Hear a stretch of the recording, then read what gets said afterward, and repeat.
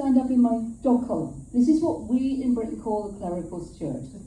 We call it a dog collar, not because we want people to adopt us and take us home, but because in Europe it's known that this is the collar of Anubis, the jackal-headed god of ancient Egypt. And the role of Anubis was to weigh the hearts of the dead against a feather. And if your heart was as light as a feather, you went through to the good part of the afterlife. And if your heart was not as light as a feather, you were in big trouble. So, at the end of this evening, one of you at random will be chosen to have your heart cut out and weighed against a feather. And it will better be light, because otherwise I don't get paid. Wow, David's tough this year. It's now going to be uterus. Oh, shift. So I mentioned middle age, middle class, middle England. Now, middle England probably doesn't mean anything to you, but this is the England you know. It's the England of the stiff upper lip. Middle England is the part of England that is icily polite and very, very into boundaries. We don't even wear hats in case we invade somebody else's personal space. You know, Middle England is the toffee bit, the toffee nose bit. And my mum's from Middle England. I'm sort of trying to, I'm in recovery from Middle England. But my mum is definitely in Middle England. And one of the things about Middle England is it doesn't actually approve of anything less than 50 years old. In fact, it prefers its churches to be at least 500 years old. And in the UK, women could only become vicars in 1994, so we haven't made it yet for Middle England. In fact, when I said to my mother, I'm going to be ordained, she said, but what am I supposed to tell my friends? It's true. So I said, well, you can tell them I'm a crack dealer. You tell them I'm an international terrorist. You tell them I shop at Walmart. And my mother said, don't be silly, dear, it's not that bad. But I do work on the West Devon Methodist Circuit. Devon is southwest of England. It's a very, very beautiful part of the country, almost as beautiful as here. Nearly all our churches are Norman, so they're 950 years old plus. Very, very old, beautiful buildings. And quite recently I was in the church where I curate, and a little girl came up to me and looked at me curiously and said, what's that? And I said, well, it's a dog collar. So she immediately tried to adopt me and take me home. She said, so why do you wear that? And I said, well, I'm a vicar. I said, oh, have you always wanted to be a vicar? And I said, well, no, when I was your age, I couldn't have been a vicar. I mean, it was impossible. So no, I didn't always want to be a vicar. And she went, oh. And she went back to her mum, just as she left the church, in that wonderful, sweet, piercing voice a child has. She said, Mummy, that lady over there is older than God.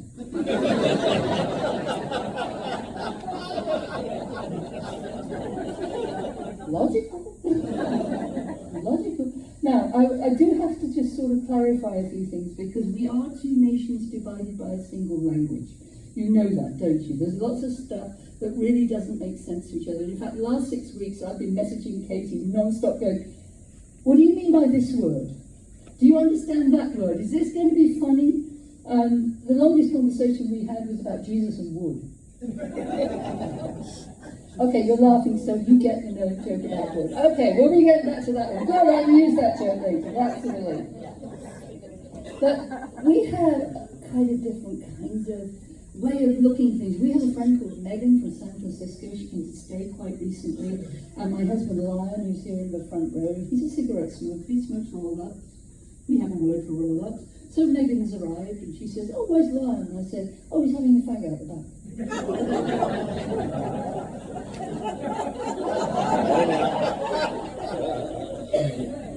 And what's the matter, Megan? It's okay, he's cutting down. He's down to about 6 a day.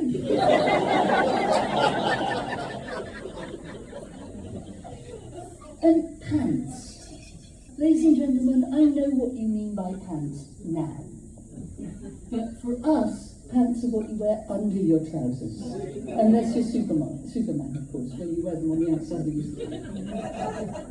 But I have a Methodist friend called Beth, who's from Texas, and we haven't been known each other very long, but we decided we were going to go shopping together, and she said, I need some new funeral pants. And I go, I really haven't known you that long for this kind of language.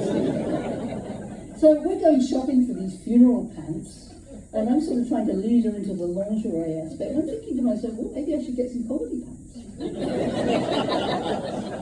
Maybe it's a kind of way of getting more confidence in your life. And as soon as she goes over the trousers, oh, damn, that's not exciting. And horses. Now, in England, if you say you're going riding, you're going to ride a horse. It's not sexual, it's nothing else, it's a horse. So all we say is, I'm going riding on Saturday. Now, I get it that you might want to say horse riding, because as far as I know, you guys might go out on elk or moose, and maybe the occasional very large ostrich. But it's going to be riding a horse. But no, you say horseback riding. What other part of the horse?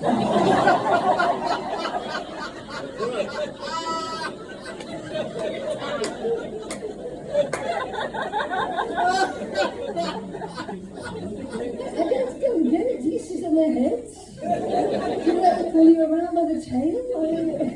Horseback riding? Yeah. And before we move on, I actually do have to talk to you guys quite seriously about cheese. Cheese. Cutting? Cheese, I know, is a very big thing around here. Just that, look, I'm very naive about cheese, I have to admit. Even at lunchtime today, I'm in the queue, and we're putting our stuff on our plates, and at the end of it, there's this sort of strange yellow sauce. And you go, what's that? So you go, oh, it's cheese. Of course it's cheese. Now, I know cheese is very important to you, and you can tell all over the world how important it is, because you actually elected a man who basically had an Edam cheese on his head as your president. Yep, the cheese head was brilliant. Yep, and the cat did not help.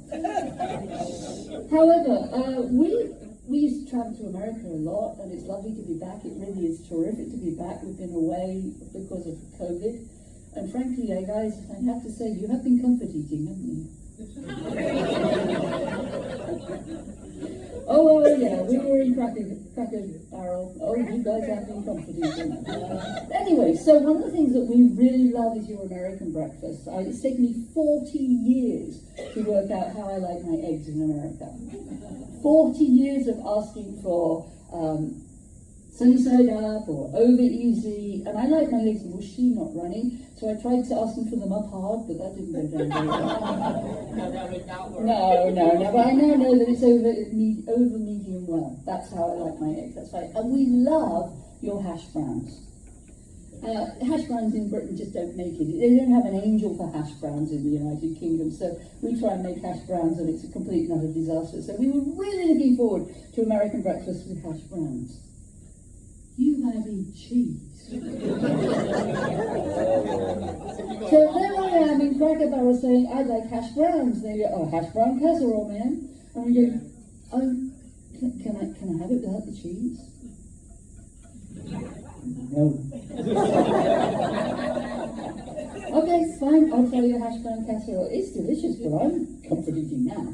I'm about 6 pounds heavier than I was 2 weeks ago. And then, of course, in the evening we went back for some supper, and I wanted a garden salad. And, of course, the garden salad came with, guess what? Cheese. We can't grow cheese in our garden. You know, I've got a fairly good pumpkin. I'm very proud of it. No cheese.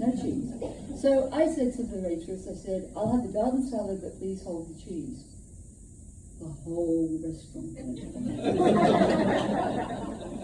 She said, you want me to hold the cheese? I said, I do want you to hold the cheese. And she said, I'm sorry, ma'am, I'm going to have to ask you to leave.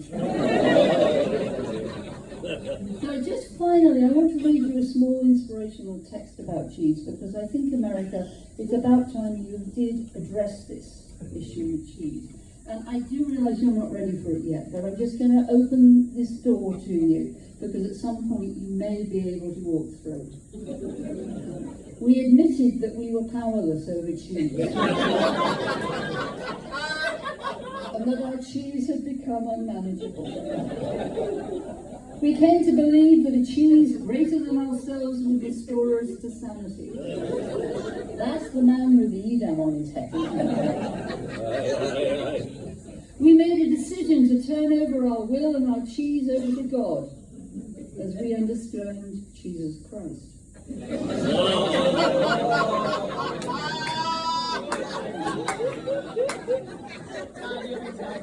We made a searching and fearless moral inventory of our cheese. And we were entirely ready to have God remove all our cheese. No, I know. You're going to start throwing things anyway.